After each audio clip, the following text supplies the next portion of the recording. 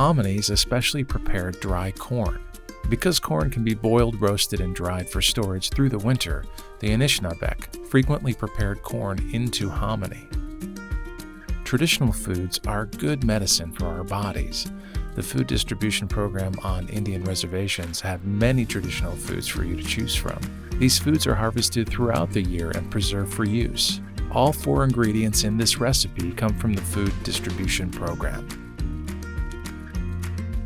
To prepare hominy corn soup, first gather your ingredients.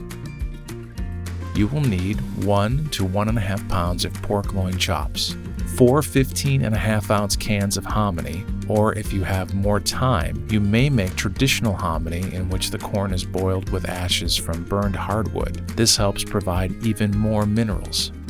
5 to 6 medium-sized potatoes, 2 or 3 15.5-ounce cans of kidney beans, salt and pepper. Always start by washing your hands. Wash off the lid of any can before opening. Next, clean your potatoes. Drain and rinse both the kidney beans and hominy. Using a sharp knife and cutting board, cube the pork into uniform-sized pieces. Peel and dice the potatoes, again, keeping all the pieces roughly the same size. Place the pork pieces in a large pot with 1.5 quarts of water. Add a half teaspoon salt and simmer for about 1 hour.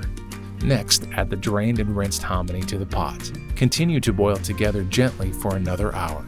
In the meantime, boil the potatoes separately in a pan of salted water until just tender. Drain and discard the water. Cool the potatoes to prevent from further cooking. After the pork and hominy cook in the pot for 2 hours in total, 1 hour for just the pork and an additional hour for the pork and hominy mixed together, it's time to add the potatoes and kidney beans. Add an additional quart of water or more to desired consistency. Reheat to boiling and serve with salt and pepper. Enjoy.